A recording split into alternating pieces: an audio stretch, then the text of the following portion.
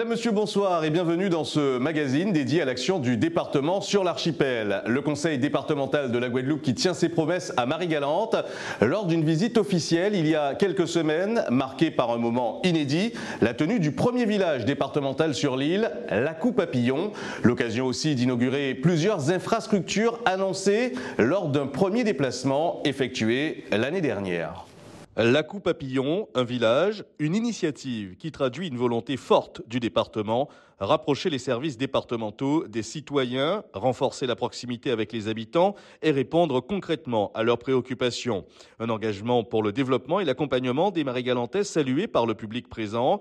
Mais le déplacement du président Losbar et de ses équipes a également été rythmé par plusieurs séquences clés. Des visites de projets structurants dans les 3 communes de Capesterre, Grand-Bourg et Saint-Louis. Illustration avec l'aérodrome qui a repris du service le 20 février avec la compagnie Air Inter-Île qui assurera désormais 3 rotations par semaine. Cela montre notre volonté de prendre en considération que la Guadeloupe c'est un archipel avec des atouts pour chaque île et c'est aussi une opération conjointe qui a pu être réalisée bien sûr avec les élus de Marie-Galante, la communauté d'agglomération où Madame la Présidente était copilote avec moi sur ce projet. Ça fait plus de 20 ans que je me bats avec les élus du territoire pour que cet aéroport reprenne vie. Un aéroport qui a connu plus de 191 000 passagers avec 3 rotations quotidiennes, voir qu'il est fermé depuis 20 ans et que rien ne se passe, rien ne se fait, c'était désespérant. Donc j'ai su convaincre le président Losbar. D'abord, j'ai su convaincre Madame Borel en son temps de rénover la piste d'atterrissage, ce qu'elle a fait. Nous avons quand même 1,2 km de piste, donc nous pouvons accueillir les avions jusqu'aux ATR 72, donc 72 passagers par rotation. J'ai travaillé avec le président Losbar et ses collaborateurs pour que l'aérogare soit rénovée de façon à ce que nous accueillions dans des conditions correctes les passagers. Le président du conseil départemental, Guy Losbar, accompagné du préfet, a aussi posé la première pierre de la nouvelle caserne du SDIS à Grand-Bourg. Une caserne de pompiers à la hauteur des défis que les services de secours auront à relever dans un bâtiment ancré dans le thème du moulin, emblème historique de Marie-Galante, et qui va bénéficier de fonctionnalités modernes. Puisqu'il faut rappeler que l'actuel centre et les conditions de sécurité ne sont pas respectées. Inondations, les normes sismiques ne sont pas respectées. Donc vous comprenez, celles et ceux qui doivent nous protéger doivent être en premier lieu en sécurité. Donc ce sera le cas. Nous avons fait le choix de ce site parce qu'il est au centre de Marie-Galante. Avec le lancement du chantier du collège unique de Marie-Galante à la section Pirogue, on comprend que ce déplacement s'est aussi inscrit dans une démarche plus large de soutien pour faire face à des défis majeurs, le développement économique, l'accès aux services publics, les infrastructures routières, le soutien à la jeunesse et à l'agriculture locale. À l'occasion de la Journée internationale des droits des femmes, célébrée, vous le savez, chaque année le 8 mars, le département de la Guadeloupe a organisé en lien avec ses partenaires institutionnels et associatifs la semaine départementale des droits des femmes. C'était du 6 au 11 mars dernier. L'un des points forts de ce rendez-vous a été l'inauguration de la Maison des femmes. C'est une nouvelle alternative pour les femmes victimes de violences qui a été inaugurée aux Abîmes. La Maison des femmes représente un aboutissement pour beaucoup d'associations qui réclamaient de longue date cet outil. Il y a 3 ans, j'ai eu l'occasion de visiter la première Maison des femmes dirigée par le docteur Gada Atem à Saint-Denis. Et je me suis dit, avec toute mon association, on s'est dit, mais tiens, vraiment en Guadeloupe, il faudrait qu'il y ait une Maison des femmes. Et au fur et à mesure de nos travaux, au fur et à mesure des relations que nous avons dans notre réseau, nous avons œuvré pour influer sur la réalisation de cette Maison des femmes. Mais nous ne sommes pas les seuls, puisqu'il y a eu la constitution de ce réseau et puis la prise en main par le conseil départemental qui a permis la réalisation de cette Maison des femmes. Le bâtiment comprend de nombreuses salles aménagées pour une bonne prise en charge des femmes en détresse, pour le repos, mais aussi avec une salle d'examen médical. La Maison des femmes, inaugurée le 8 mars 2025, est un outil concret pour les femmes de Guadeloupe parce que cet outil permettra un espace d'écoute bienveillant auprès des femmes victimes de violences, permettra des consultations médicales. Il y a également une assistance chargée de déceler les risques psychotraumatiques, De plus, un partenariat est établi avec la police et la gendarmerie afin de permettre aux femmes d'être entendues dans des conditions plus supportables pour elles. La Maison des femmes, en somme, regroupe tout au même endroit. La matinée a été dédiée d'abord à une mise en abîme historique et anthropologique pour parler d'une violence originelle qui est assez forte, assez grave et qui nous conditionne encore aujourd'hui, celle de la colonisation et notamment de la prédation coloniale sur les corps et les corps des femmes en particulier. S'en est suivi deux tables rondes sur la question des violences faites aux femmes dans l'espace public en particulier et à certains moments également de l'année, le carnaval d'abord, puis après la question du harcèlement de rue. L'après-midi était dédié plus à la question des violences dans l'intime, les violences conjugales, les violences psychologiques, le phénomène d'emprise notamment, et enfin les violences sexuelles et l'inceste, donc des sujets assez lourds. Pour aborder ces questions, nous avons eu un format qui était assez innovant. Nous nous sommes basés d'abord sur des courts-métrages qui parlent de ces problématiques avant d'avoir des tables rondes dédiées. Cette méthode nous a permis d'avoir des cas concrets sur lesquels se baser pour analyser ces phénomènes de violence d'abord, mais aussi de permettre une mise à distance pour les professionnels, pour le public de ces violences et d'être moins dans l'émotionnel et de toucher peut-être moins profondément le public parce que ce n'était pas l'objectif. L'objectif, c'est avant tout d'analyser ces violences, de les comprendre pour mieux les prévenir. Et je pense que c'est un véritable succès. Cette journée a été très très riche en information, en co-construction, en développement de réflexion. Et je pense qu'elle clôture parfaitement cette semaine dédiée aux droits des femmes qui a commencé le 6 mars avec la conférence de presse de lancement du président, qui s'en est suivi l'après-midi avec une conférence sur la rétrospective des droits des femmes au Salon de la Famille, qui s'en est suivi après avec une journée d'associations et d'initiatives associatives, notamment avec un théâtre forum des étudiantes du Crous à l'université.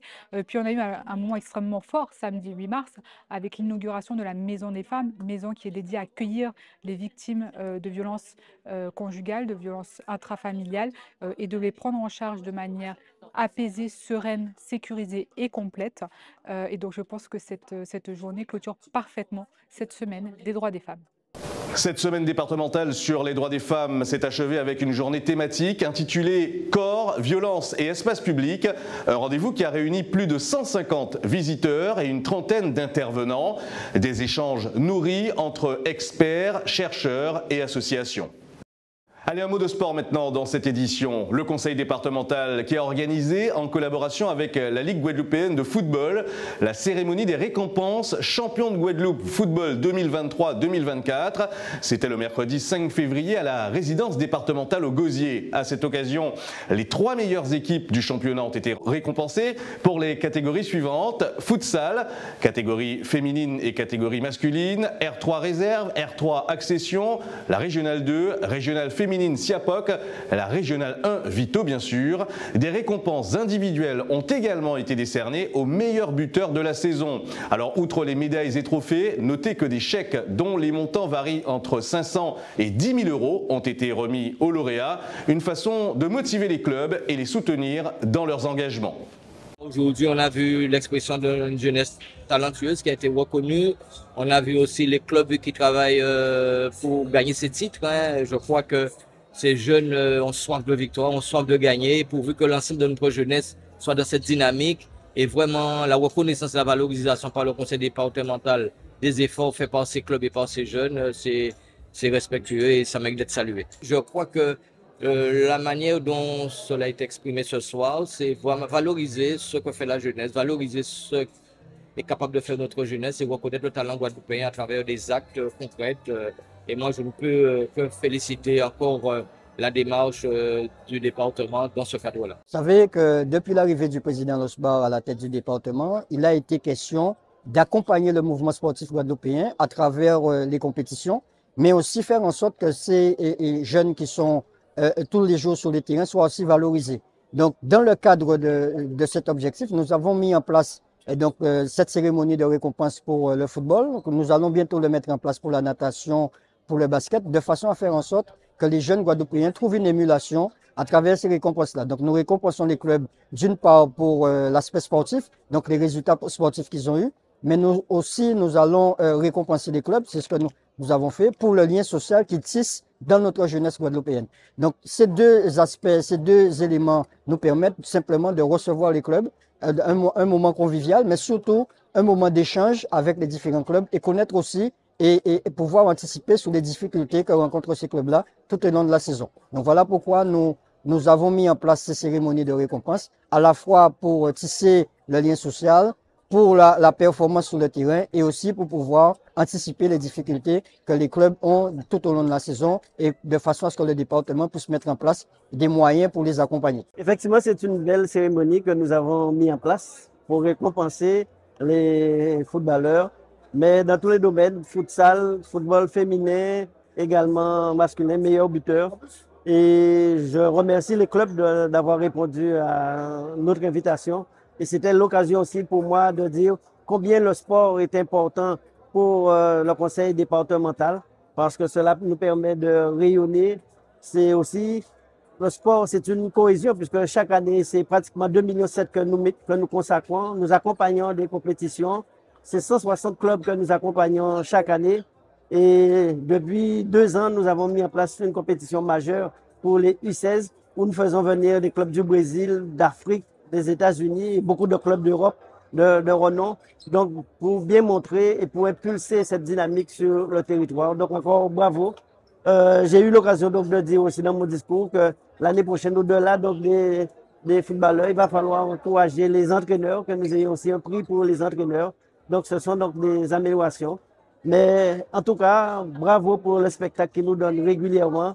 Et aussi, merci à tous ces encadrants, parce que le sport, c'est cette cohésion sociale qui permet à notre jeunesse de s'épanouir. J'ai pris le bus en marche, je peux juste parler au nom de le coach qui est juste à côté de moi, M. Rabot, parce que c'est M. Rabot qui a fait tout le travail. Et je suis arrivé et après j'ai juste à faire le lien entre les joueurs, le responsable sportif, et en plus, on a un club de supporters. On les met vraiment à l'honneur parce qu'ils font un grand travail avec les joueurs. Le chèque, ça représente énormément parce que, vous savez, en tant que président d'un club de R3 qui monte en R2, il y a un budget. Le budget, c'est entre de 16 000 passer à 32 000 euros. On parle en euros, hein. Et vous vous rendez pas compte, les paires de chaussures, ça représente pour les joueurs, un paire Adidas, c'est 100 euros. 100 euros, vous voyez le résultat de la fin de saison pour nous. Les objectifs, c'est très simple. C'est qu'on vient de monter, c'est de rester en R2. Moi, je préfère parler, je parle au nom des deux coachs qui sont à côté de nous. C'est de rester en R2. Et après, on verra de quel temps qui fera les jours à venir. Et comme on dit, de faire un endroit et faire ce qu'il y a à faire aujourd'hui, on verra demain. Les filles demi-finalistes du championnat de la Guadeloupe de futsal, vainqueurs d'ailleurs de la Coupe de la Guadeloupe de futsal. Et les garçons championnat de la Guadeloupe de futsal, on est très satisfaits parce que pour la 2e année d'affilée, enfin pour chaque année depuis la création du réserve-C, les filles et les garçons se retrouvent en play-off.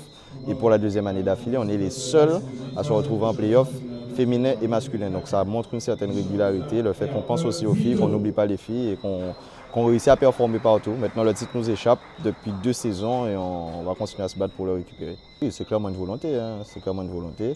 On a monté cette équipe féminine en 2018 déjà et on a été tout de suite championne et vous savez, hein, quand vous y goûtez, vous voulez regoûter chaque saison. Donc on continue à travailler pour atteindre les objectifs qui sont les nôtres.